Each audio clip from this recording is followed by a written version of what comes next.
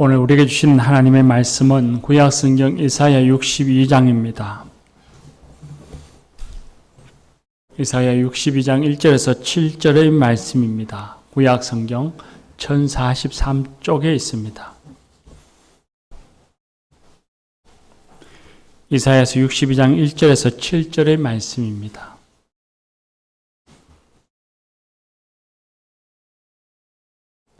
이제 하나님의 말씀을 경청하시겠습니다. 나는 시온의 의가 빛같이 예루살렘의 구원이 횃불같이 나타나도록 시온을 위하여 잠잠하지 아니하며 예루살렘을 위하여 쉬지 아니할 것인즉 이방 나라들이 내 공의를 뭇 왕이 다 내 영광을 볼 것이요 너는 여호와의 입으로 정하실 새 이름으로 일컬음이 될 것이며 너는 또 여호와의 손의 아름다운 관 내 하나님의 손의 왕관이 될 것이라. 다시는 너를 버림받은 자라 부르지 아니하며 다시는 내 땅을 황무지라 부르지 아니하고 오직 너를 헵시바라 하며 내 땅을 뿔나라 하리니 이는 여호와께서 너를 기뻐하실 것이며 내 땅이 결혼한 것처럼 될 것임이라. 마치 청년이 처녀와 결혼함 같이 내 아들들이 너를 취하겠고 신랑이 신부를 기뻐함 같이 내 하나님이 너를 기뻐하시리라. 예루살렘이여 내가 내 성벽 위에 파수꾼을 세우고 그들로 하여금 주야로 계속 잠잠하지 않게 하였느니라. 너희 여호와로 기억하시게 하는 자들아 너희는 쉬지 말며 또 여호와께서 예루살렘을 세워 세상에서 찬송을 받게 하시기까지 그로 쉬지 못하시게 하라. 아멘. 이 말씀으로 은혜 주실 줄 믿습니다. 바울 중창단 찬양하겠습니다.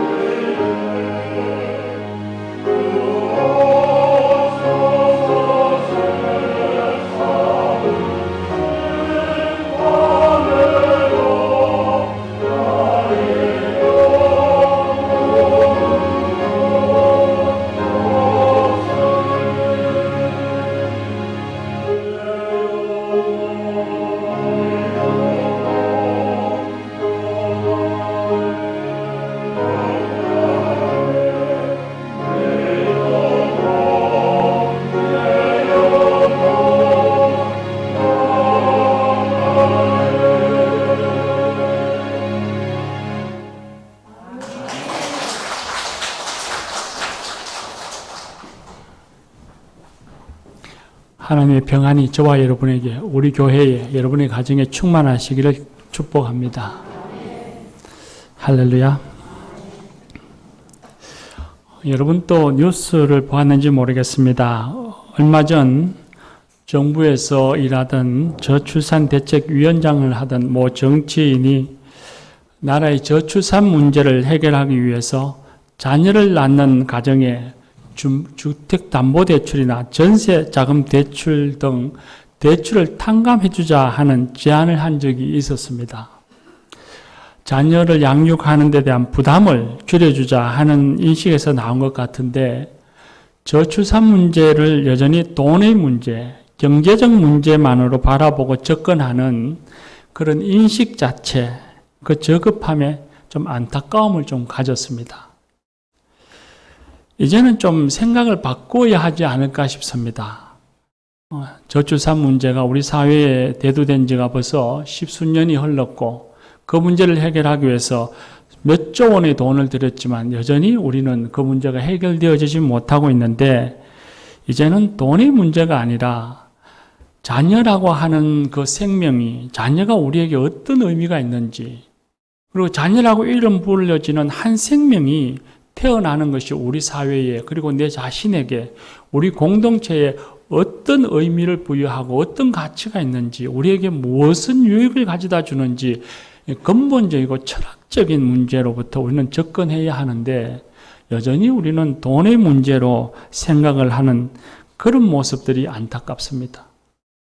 자녀를 돈으로 매김하는 지도자들의 인식이 여전하다고 하는 생각이 좀 놀랍기도 합니다. 그 정책의 성공 유무를 떠나서 말입니다. 그런데 그러고 보면 우리 사회는 거의 모든 사회적 문제를 다 돈의 관점에서 해결하려고 합니다.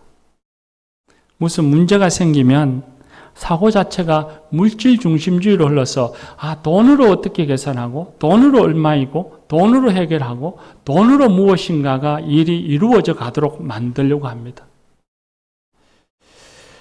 그런 것들이 우리 사회를 매우 저급하게 하고, 우리 어떤 면에서 보면 좀 천하게 한다 할까, 그런 생각이 있어서 좀 안타까움이 있습니다.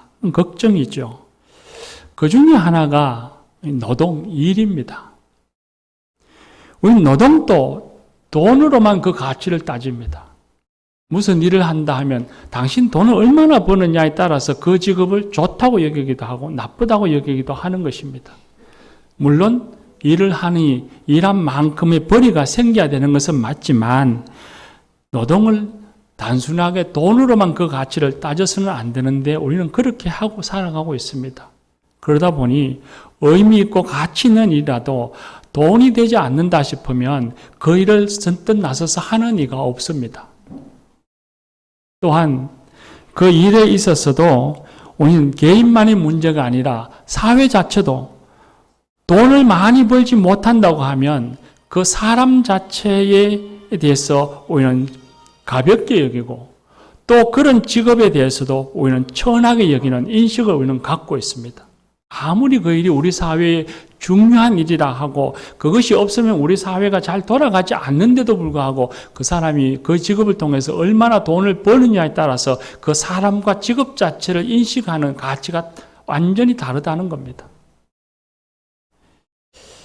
그러다 보니 일하기보다는 주식에 투자하고 그 주식에서 나오는 배당금이나 이익으로 먹고 노는 일이 미덕으로 여겨지는 사회를 삽니다. 젊은이들은 일하는 것보다는 건물주가 되어서 건물에서 나오는 월급으로, 월세로 사는 것이 최고의 직업이라고 여기게 됩니다. 노동의 가치, 노동이 주는 의미, 노동을 통해서 타인에게나 우리 사회에 줄 수 있는 선한 일이 무엇인가, 그런 철학적이고 근본적인 문제로 우리는 생각하지 않습니다. 그러다 보니 그런 의식과 생각들이 우리 교회에도 그대로 스며들어와 있습니다. 교회에서도 돈 한 푼 되지 않는 일을 봉사하고 섬기고 한다고 하면 우리는 그걸 자랑스러워하지 않습니다. 회피할 수 있으면 하고 싶지 않고 하기 싫어하고 전부 다 뿔뿔이 흩어져 갑니다. 우린 모든 노동, 일을 이렇게 돈의 가치로만 따지기 시작하면 우리의 삶은 더욱더 천박해져 갈 것입니다. 그런 의미에서 보면 우리는 주님의 일을 하는 것, 교회를 섬기고 교우들을 봉사하는 일, 이런 일들은 내 호주머니에 돈 한 푼 들어오지 않는 일이지만, 아니 어떨 때는 내 호주머니에 있는 것까지 꺼내어서 돈을 사용하면서 봉사하고 섬기는 일이지만 그 일이 얼마나 가치 있고 의미 있으며 중요한 일인가 하는 것을 다시금 생각해 보게 됩니다.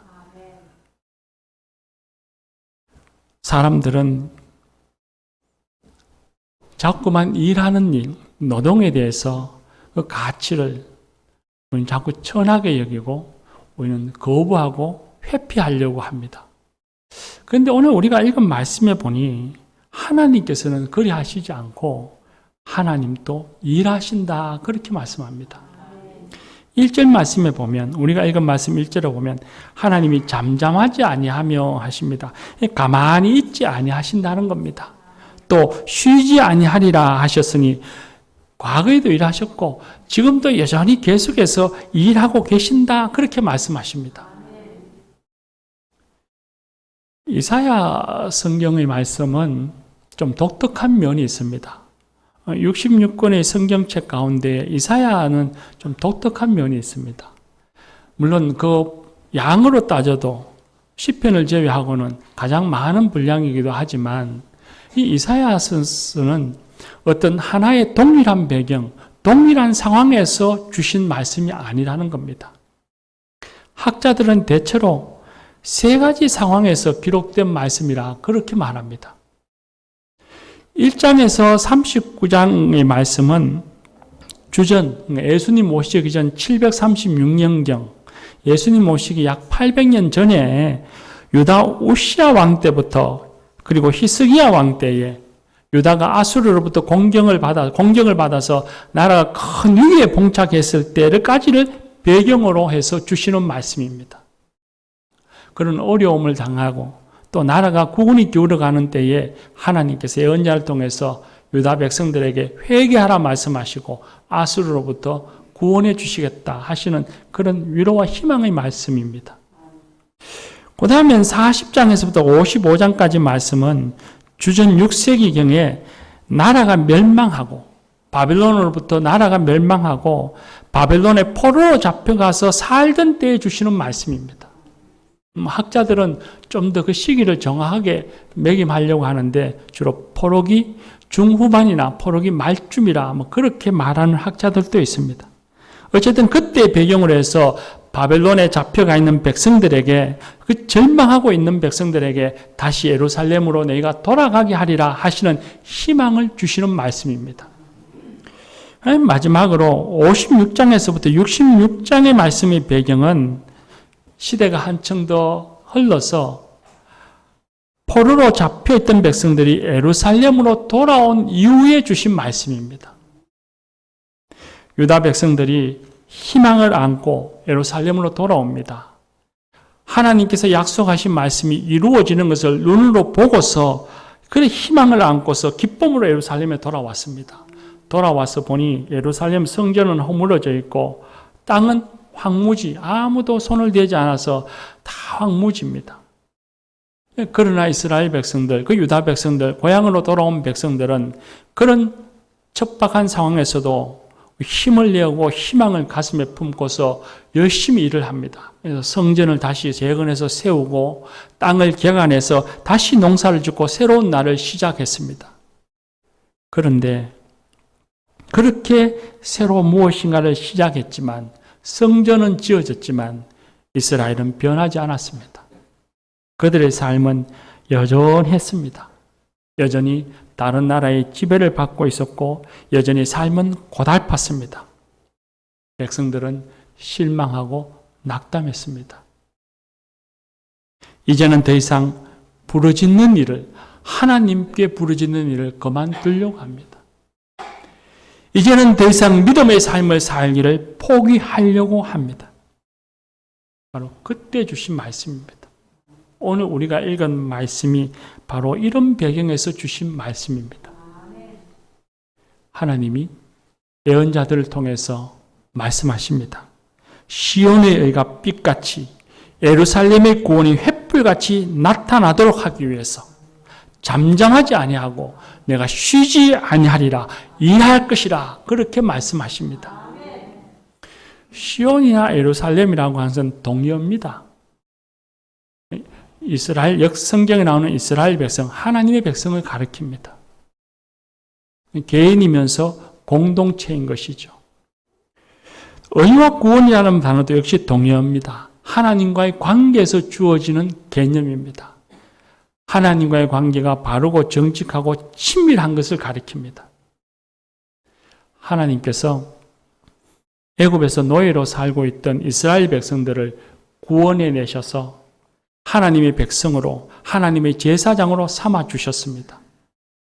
그들을 의롭다 하셨고 그들을 구원해 주셨습니다. 그런데 세월이 흘러서 이제 바벨론에서 포로로부터 돌아와 살던 이 예루살렘 이스라엘 백성들, 하나님의 백성들의 그 의와 구원이 높이 올라가 있는 것이 아니라 땅에 꼰두박질 쳐 있습니다. 짓눌려 있습니다. 세상의 사람들, 열방의 사람들이 너희가 무슨 하나님의 백성이냐고 말합니다. 너희가 무엇을 가진 것이 있느냐고 말합니다. 조롱하고 비웃음을 당할 그때에 하나님께서 예언자를 통해서 말씀하십니다. 하나님의 백성으로서 의와 구원이, 너희가 받았던 그 의와 구원이, 의로움과 구원이 세상의 빛과 같이 나타나리라. 이 세상에 횃불같이 타오르리라. 그렇게 말씀하십니다. 그리고 또한 말씀하시기를 왕관의 손에 들린, 하나님의 손에 들린 왕관이 되게 하시리라 말씀하십니다. 우리 한번 상상을 해보십시오. 제가 영국의 왕이라 생각하고 제 머리에 쓰고 있는 왕관을 손으로 이렇게 들고 있다고 한번 상상해 보십시오. 여러분들은 아마 입을 모아서 제 손에 들고 있는 왕관의 아름다움을 칭송할 겁니다. 그리고 그 왕관 앞에 머리를 숙이며 제 손에 들린 그 왕관을 아주 귀하게 여길 겁니다. 지금의 이스라엘 백성, 이 하나님의 말씀을 받는 이스라엘 백성들은 그 열방으로부터, 세상으로부터 너희가 무슨 하나님의 백성이라고 할 수 있느냐? 너희가 무슨 것을 들고 일어날 것이 있느냐? 자랑할 것이 있느냐? 라고 비웃지만 이제는 그저 말로만의 하나님의 백성이 아니라 하나님이 일하셔서 그들의 의가 세상 속에서 빛같이 나타나고 구원의 횃불이 타올라서 세상의 모든 사람들이 너를 존귀하게 여길 것이라 말씀하십니다. 또한 오늘 말씀이 보니 새 이름으로 일컬어지게 되리라 말씀하십니다. 새로운 존재가 되게 해주신다는 말씀입니다. 우리가 성경에서 이름이라고 하는 것은 단순히 타이틀을 이야기하는 것이 아닙니다. 이름이란 그 사람의 존재를 이야기하는 것이니까 새 이름이라 하는 말, 그가 새로운 존재가 된다는 의미입니다. 이스라엘 백성들이 세상으로부터 버림받은 자라 손가락질 받습니다. 너희들의 땅은 황무지라 너희에겐 아무것도 없노라. 그렇게 비웃음을 당합니다. 그런데 이제는 더 이상 그런 이름으로 불리지 아니하고 세상으로부터 조롱받고 비웃음을 받는 존재가 아니라 헵시바, 하나님의 기쁨이 되어주고 불라, 하나님의 신부라 불리게 될 것이다. 너희들의 존재가 새로워질 것이다. 하나님 안에서 변화되어질 것이다. 새로운 존재, 새로운 정체성을 내가 갖게 될 것이다. 말씀하십니다. 엄청난 약속의 말씀이고 소망의 말씀입니다. 하나님께서는 그 일을 이루시기 위해서 하나님의 백성 되는 예루살렘, 시온의 공동체를 영화롭게 하시기 위해서 가만히 있지 아니하고 쉬지 아니하시고 내가 일하겠다 말씀하십니다. 반드시 이루겠다는 것입니다.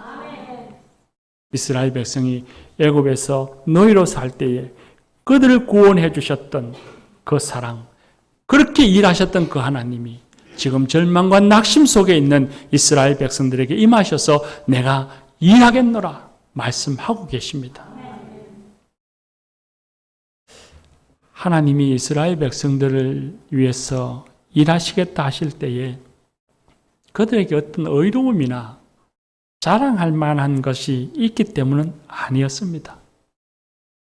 이 하나님의 백성들은 예나 지금이나 여전히 나약했습니다. 그들은 여전히 의심했고, 그들은 여전히 자기중심적이었고, 그들은 여전히 죄인이었습니다. 그럼에도 불구하고 하나님은 그들을 위해 일하시겠다 말씀하십니다. 이유는 오직 한 가지입니다. 그들을 사랑하시기 때문입니다. 그들을 사랑하시기 때문에 그들 가운데 임하셔서 그들을 위해서 일하시고 그들을 영광 가운데 거하게 하시고 새로운 출발을 하게 해주시겠다 말씀하십니다. 사랑하는 교우 여러분, 오늘 우리가 읽은 말씀에서 하나님의 말씀을 듣는 이 시온과 예루살렘, 하나님의 백성이라 불려지는 이 이스라엘 백성, 예루살렘의 백성들은 오늘의 우리와는 역사적인 배경도 다르고 살아가는 삶의 현실도 다 다릅니다. 동일하다 하면 그건 더 이상한 것이죠. 그러나 하나님의 백성된 오늘날의 신앙인과 오늘 교회 공동체를 생각해 보면 하나님의 백성이라고 하는, 하나님께서 불러서 하나님의 백성 삼아 주셨다고 하는 의미에서는 역사적인 배경도 삶의 현실도 다르지만 이 시온과 예루살렘이 오늘날 저와 여러분 신앙인과 그리고 교회 공동체를 가리키는 말씀입니다. 오늘 저와 여러분에게, 우리 교회에게 주시는 말씀인 것입니다. 하나님께서는 하나님의 백성된 신앙인들과 그리고 교회 공동체를 위해서 지금도 일하고 계십니다. 과거에도 우리를 사랑하셔서 우리를 위해 일하셨고 우리를 위해 수고하셨습니다. 예수 그리스도를 통해서 하나님은 일하셨습니다. 우리를 한번 생각해 보십시오. 우리는 죄인이었습니다. 결론부터 죄인이라고 하니 마음에 불쾌함이 들지 모르지만 우리의 모습을 보면 아마 동의하실 것입니다. 우리는 늘 실수하고 잘못하는 어리석음을 갖고 있습니다. 그래서 그 어리석음으로 어려움을 겪기도 합니다. 그리고는 늘 자기 탓하기보다는 하나님과 사람을 원망하며 삽니다. 교만과 자만으로 다른 이들에게 불편을 주고 상처를 주기도 합니다. 내 유익함을 위해 비굴한 모습을 가질 때가 있고 자기의 잘못을 스스로 합리화시키며 살아가면 거짓된 모습도 갖고 있습니다. 모든 모습에서 우리는 하나님을 향해 나아가기보다는 자기 안으로 팔을 굽는 자기 중심적인 삶을 우리는 끊임없이 살아가고 있습니다. 그렇게 우리는 죄인이었습니다. 그런데 예수님께서는 그런 죄인된 우리를 사랑하셔서 우리를 위해 십자가에 죽으셨고 우리를 그 죄에서 구원해 주셨습니다. 그리고 죄와 죽음의 권세를 이기고 부활하심으로써 우리를 죄인이 아니라 의인이 되게 해 주셨습니다. 이제는 하나님과의 새로운 관계 속에서 새로운 피조물 하나님의 자녀 되게 해 주셨습니다. 그렇게 주님께서는 우리를 의롭다 하셨고 우리를 구원해 주셨습니다. 우리를 사랑하셔서 놀라운 은총을 주셨습니다. 그럼에도 불구하고 우리는 완전하지 못합니다. 우리는 여전히 영적으로 결핍된 죄인이고 여러 가지 현실적 어려움 속에서 육체적이고 물질적이고 사회적 결핍을 갖고 살아가고 있습니다. 오늘날 많은 전문가들이 사람들이 불안 속에 살아가고 있다고 말합니다. 사회에서 내가 얻고자 하는 것을 못 얻을까 봐를 불안해하고 내가 가지고 있는 것도 일순간에 내 손아귀에서 다 빠져나갈까 봐 불안한 삶을 살아가고 있다고 말하고 있습니다. 그런데 가만히 생각해 보면 그런 불안이 오늘만 가진 것이 아니었습니다. 우리가 살아오는 나날 매일매일 속에 매 순간순간마다 우리는 불안한 가운데 삶을 살아가고 있습니다. 그렇게 불안이 찾아오는 이유는 삶의 결핍이 있기 때문이기도 하지만 무엇보다도 우리의 심령의 영적 결핍 때문입니다. 하나님은 우리가 살아가는 삶 속에 기쁨이 충만하고 날마다 안정된 평안을 누리며 살기를 원하십니다. 그런데 우리는 영적 결핍 때문에 그러지 못하고 살고 있습니다. 그런 우리를 보시고 하나님께서는 우리를 위해서 일하고 계십니다. 우리를 위해서 일하셔서 우리의 영적 결핍을 채워주실 뿐만 아니라 우리의 사회적이고 육체적이고 물질적인 모든 결핍마저도 우리를 기억하시고 채워주고 계십니다. 요한복음 2장에 보면 예수님이 가나라고 하는 지역의 혼인잔치에 참여하셨습니다. 그 혼인잔치에 사람들이, 온 동네 사람들이 다 모여서 흥겨워하고 춤을 추며 포도주를 마시며 그렇게 잔치를 합니다. 그 잔치 흥이 막 무르익어 갑니다. 그때에 그 잔치 자리에 포도주가 떨어졌습니다. 마을 잔치에, 혼인잔치가 포도주가 없으면 파하여지게 되고 모든 사람들이 우울해하고 근심하며 그 자리를 떠나가야만 합니다. 바로 그런 때에 예수님께서 물을 포도주로 변화시켜서 사람들에게 나누어 주셨고 그것에 참여한 모든 동네 사람들이 즐거움 속에서 계속해서 혼인잔치를 이어갈 수 있었습니다. 교우 여러분, 이 가나의 혼인잔치에 일어난 결핍의 문제, 결핍의 사건, 이것이 어떤 특별한 개인의 문제이거나 어떤 특별한 공동체만의 문제겠습니까?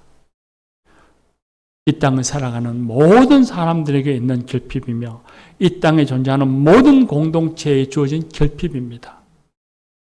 예수님께서는 우리의 그 결핍을 아시고 보시고 우리의 결핍을 채워주시고 우리에게 새 길을 열어주셨습니다. 새 삶을 주셨습니다.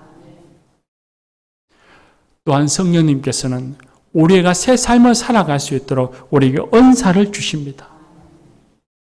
우리에게 사랑의 은사를 주시고 봉사의 은사를 주시고 섬김의 은사를 주시고 우리에게 다양한 은사를 주셔서 하나님이 기뻐하시는 일을 하도록 하십니다.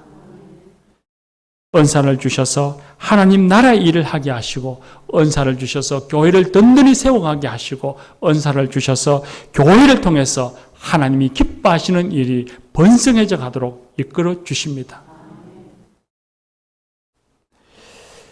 교회 여러분, 하나님께서는 우리에게 베풀어 주신 의와 구원이 세상에서 빛을 발하여 하나님의 영광이 되게 해 주십니다. 하나님께서는 우리를 기뻐하시는 신부의 삶을 살도록 해 주십니다. 우리를 여전히 사랑하셔서 처음 우리를 불러 하나님 자녀 삼아 주실 때에 그 사랑 그대로 여전히 우리를 사랑하셔서 지금도 우리가 불안해하고 있고 낙심해하고 있고 근심 가운데 매여 있고 원망하며 다툼 가운 자리에서도 우리에게 임하셔서 지금도 우리를 위해 일하고 계십니다. 사랑하는 교우 여러분, 이 믿음을 갖고 살아가야 합니다. 이 믿음으로 어떤 현실과 마주치더라도 어떤 어려운 난관을 부딪히더라도 우리는 소망을 갖고 살아가야 합니다. 세상과 우리가 사람을 보면 아무런 희망을 찾을 수 없고 좋지 못한 현실과 주어진 상황에 매이면 그곳에 찾아오는 것은 낙심이고 절망뿐입니다. 하나님의 약속의 말씀을 붙잡아야 합니다. 예수 그리스도를 통해 우리에게 주신 놀랍고 기이한 은혜가 여전히 우리와 함께하고 있고 우리를 향하신 하나님의 사랑이 여전히 우리를 사랑하고 계시고 하나님이 여전히 오늘도 지금 또 우리를 위해 일하고 계신다는 것을 믿고서 하나님을 바라보아야 합니다. 하나님의 사랑하심을 보아야 합니다. 사람은 나를 실망시키고, 사람은 나를 고통스럽게 하고, 사람은 나를 속상하게 합니다. 세상은 나를 절망하게 하고 낙심하게 하고, 세상은 나를 허물 속으로 이끌어갑니다. 사람과 세상이 아니라 하나님을 바라보아야 합니다. 하나님을 바라보지 않으면 우리는 그 결핍 속에서 불안과 근심에 매이게 되고 우울해지게 되어지고 원망하고 다툼 속에 우리는 매이게 될 것입니다. 창조주시며 세상을 다스리시는 하나님이 여전히 나를 사랑하시고 여전히 나를 위해 일하고 계신다는 사실, 그 진리를 믿어야 합니다. 그 믿음으로 소망을 갖고 당당하고 활기차게 살아야 합니다. 하나님이 여전히 우리를 사랑하셔서 지금도 일하시고 우리를 영화롭게 하실 것입니다. 저와 여러분을 세상의 빛이요 햇불이 되게 해 주실 것입니다. 오늘날 한국교회가 여러 가지 이유로 어려움에 처해져 있습니다. 세상 사람들에게 인기가 없습니다. 정제적인 용어를 빌려서 표현해 보면 브랜드 인지도가 저 밑바닥입니다. 그러나 하나님께서는 교회 공동체를 포기하지 아니하십니다.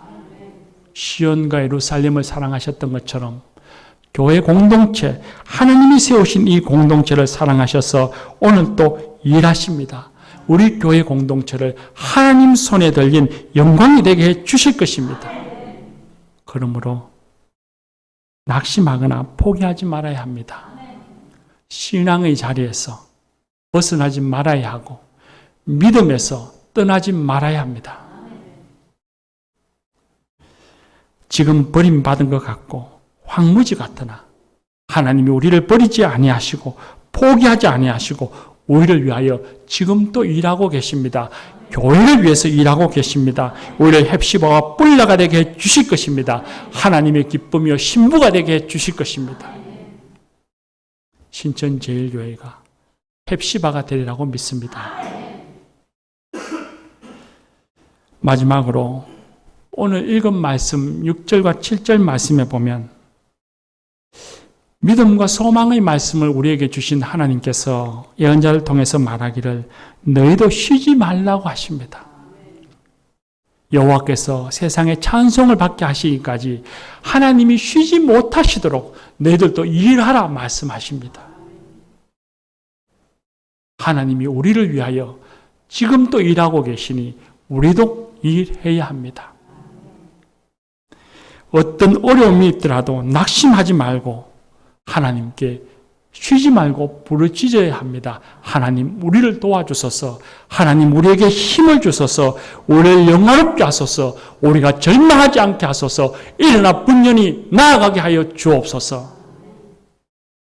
쉬지 말고 하나님께 부르짖어야 합니다. 또한 믿음으로 우리가 해야 할 바의 일을 해야 합니다. 낙심하여 주저앉아 있어서는 안 됩니다. 포기해서도 안 됩니다.